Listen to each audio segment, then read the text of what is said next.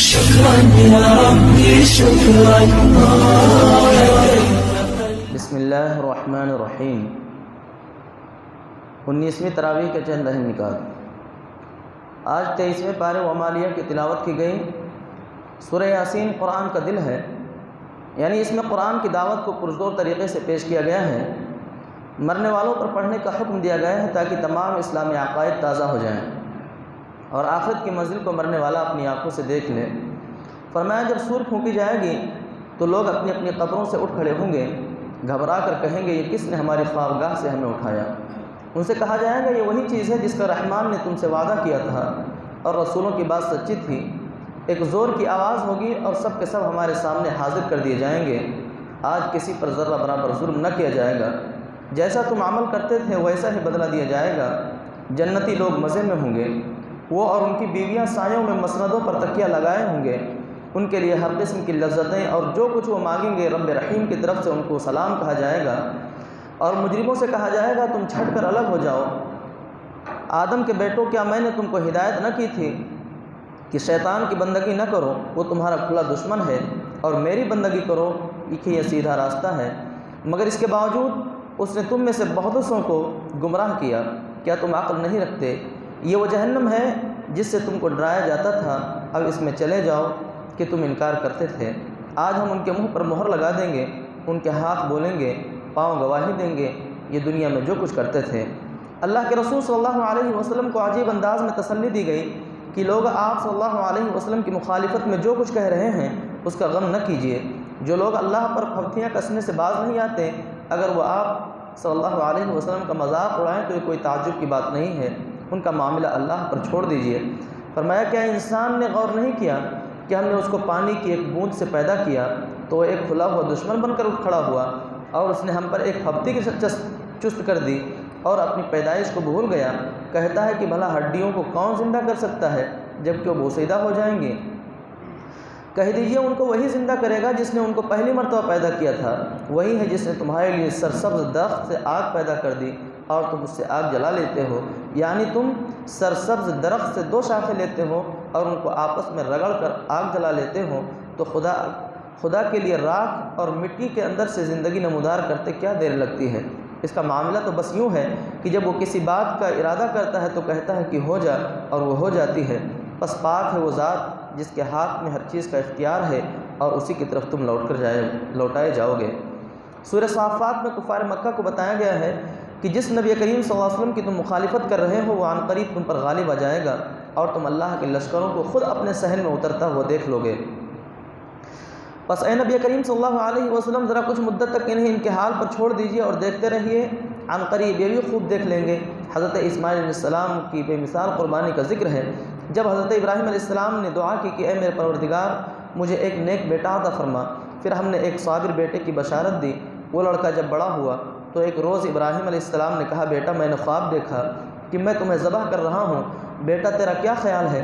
اس نے کہا ابا جان جو کچھ آپ کو حکم دیا جا رہا ہے اسے کر ڈالیے، انشاءاللہ آپ مجھے صابروں میں سے پائیں گے. آخر کو جب ان دونوں نے سر تسلیم خم کر لیا اور ابراہیم علیہ السلام نے بیٹے کو ماتھے کے بل گرا دیا تاکہ ذبح کریں، ہم نے اسے ندا دی. کہا اے ابراہیم تو نے خواب کو سچ کر دکھایا، ہم نیکی کرنے والوں کو ایسی ہی جزا دیتے ہیں. یقیناً یہ ایک کھلی آزمائش تھی اور ہم نے ایک بڑی قربانی فدیے میں دے کر اس بچے کو چھڑا لیا اور بعد کے لوگوں میں اسے جاری کر دیا. سلامتی ہو ابراہیم علیہ السلام پر، ہم نیکی کرنے والوں کو ایسا ہی بدلہ دیتے ہیں. یقیناً وہ ہمارے مومن بندوں میں سے تھا. اسی سورہ میں اللہ تعالیٰ نے حضرت یونس علیہ السلام کا تذکرہ فرمایا ہے کہ جب وہ اللہ کے حکم کا انتظار کیے بغیر بستی چھوڑ کر چلے گئے تو اللہ تعالیٰ ان سے ناراض ہوا. راستے میں وہ کشتی میں سوار ہوئے اور زیادہ افراد کی وجہ سے وہ ڈگمگانے لگیں. چنانچہ قرآن اندازی کی گئی کہ کسے کشتی سے اترنا ہوگا. قرآن اندازی میں حضرت یونس علیہ السلام کا نام نکلا اور وہ سمندر میں اتار دیے گئے. پھر مچھلی نے انہیں نگل لیا. انہیں اپنے قصور کا احساس ہوا اور انہوں نے اللہ تعالیٰ سے اس تسبیح کے ساتھ پڑھ کر دعا مانگی لا الہ الا انت سبحانک انی کنت من الظالمین. اگر یونس علیہ السلام مچھلی کے پیٹ میں استغفار نہ کرتے تو قیامت تک مچھلی کے پیٹ میں پڑے رہتے. آخرکار بڑی سقیم حالت میں مچھلی نے انہیں ایک چٹیل زمین میں پھینک دیا اور وہیں قدرتی طور پر اللہ نے ایک بیلدار درخت اگا دیا جس کا پھل انہوں نے کھایا. پھر پھر وہ اپنی قوم کی طرف آئے، انہیں اسلام کی دعوت دی، وہ سب مسلمان ہوئے، ایک عرصے تک رہے۔ پاک ہے آپ کا رب عزت کا مالک ان تمام باتوں سے جو یہ بتا رہے ہیں، اور سلام ہے رسولوں پر، اور ساری تعریف اللہ رب العالمین کے لیے ہے۔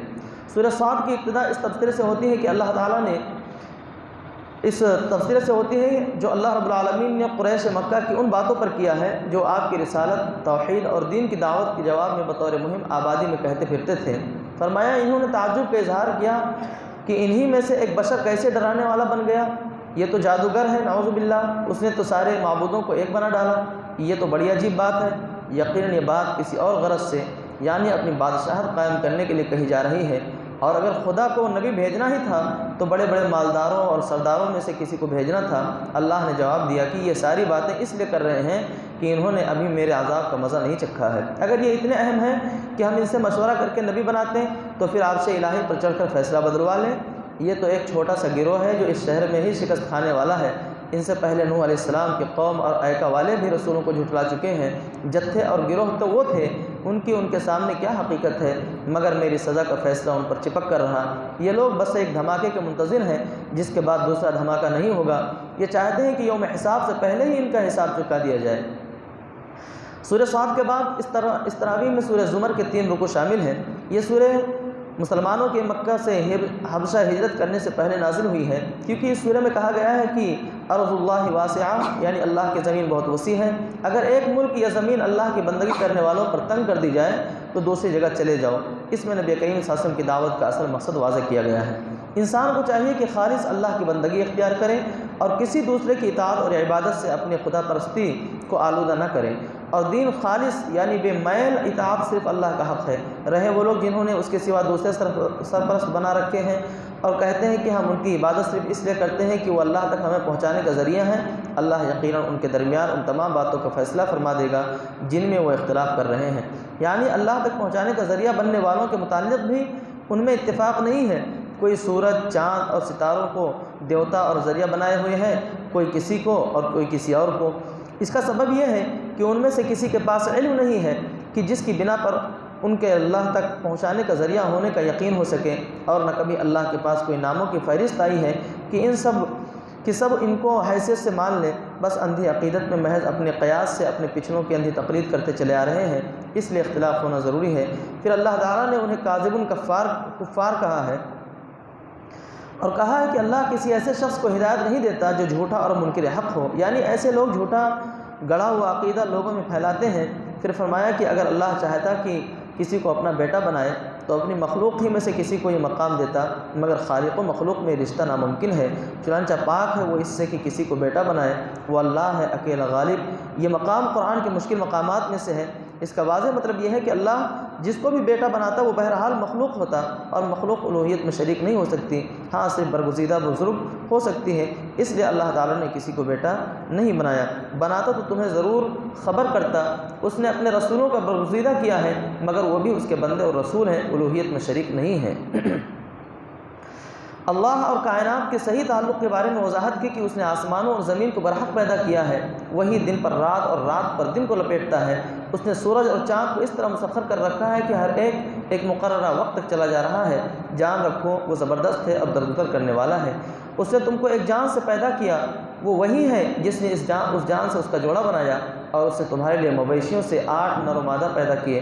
وہ تمہاری ماؤں کے پیٹوں میں تین تاریک پردوں کے اندر تمہیں ایک کے بعد ایک شکل دیتا چلا جاتا ہے۔ یہی اللہ تمہارا رب ہے، بادشاہی اسی کی ہے، کوئی معبود اس کے سوا نہیں، پھر تم کدھر پھرائے جاتے ہو؟ اگر تم کفر کرو تو اللہ تعالیٰ کو تمہاری کوئی پرواہ نہیں، لیکن وہ اپنے بندوں کے لیے کفر کو پسند نہیں کرتا، اور اگر تم شکر کرو تو وہ اسے تمہارے لیے پسند کرتا ہے۔ یاد رکھو کوئی بوجھ اٹھانے والا کسی دوسرے کا بوجھ نہیں اٹھائے گا، آخر کار تم سب کو اپنے رب کی طرف پلٹنا ہے، پھر وہ تمہیں بتا دے گا کہ تم کیا کرتے رہے ہو، وہ تمہارے دلوں کا حال تک جانتا ہے۔ اب کیا وہ شخص جس کا سینہ اللہ تعالیٰ نے اسلام کے لیے کھول دیا ہے اور وہ اپنے رب کی طرف ایک روش پر چل رہا ہے، اس شخص کی طرح ہو سکتا ہے جس نے ان باتوں سے کوئی سبق نہیں لیا؟ تباہی ہے ان لوگوں کے لیے جن کے دل اللہ کی طرف سے سخت ہو گئے ہیں، وہ کھلی گمراہی میں پڑے ہوئے ہیں۔ ہم نے اس قرآن میں لوگوں کو طرح طرح کی مثالیں دی ہیں کہ یہ ہوش میں آئیں۔ ایسا قرآن جو عربی زبان میں ہے، جس میں کوئی کجی نہیں ہے، تاکہ وہ برے انجام سے بچیں۔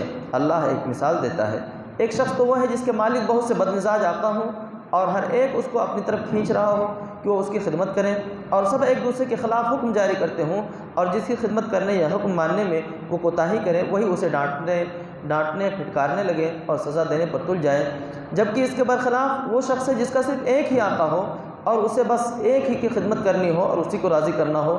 کیا ان دونوں کا حال برابر ہو سکتا ہے؟ سوچو کون امن اور چین میں رہے گا، ایک کا غلام یا بہت سے آقاؤں کا غلام؟ اے نبی کریم صلی اللہ علیہ وسلم، آپ کو بھی اللہ کے سامنے جانا ہے اور ان لوگوں کو بھی اے نبی کریم صلی اللہ علیہ وسلم، آپ کو بھی اللہ کے سامنے جانا ہے اور ان لوگوں کو بھی وہیں پہنچنا ہے۔ آخرکار قیامت کے دن سب اپنے رب کے حضور اپنا اپنا مقدمہ پیش کریں گے۔ الحمدللہ 19ویں تراویح کا بیان ختم ہوا۔ اللہ تعالی ہم سب کو قرآن پڑھنے، اس کو سمجھنے، اس پر عمل کرنے کی توفیق عطا فرمائے۔ اللہ تعالی اس کی برکتوں سے ہمارے شہر، ملک اور عالم اسلام کے حالات تبدیل فرمائے۔ آمین۔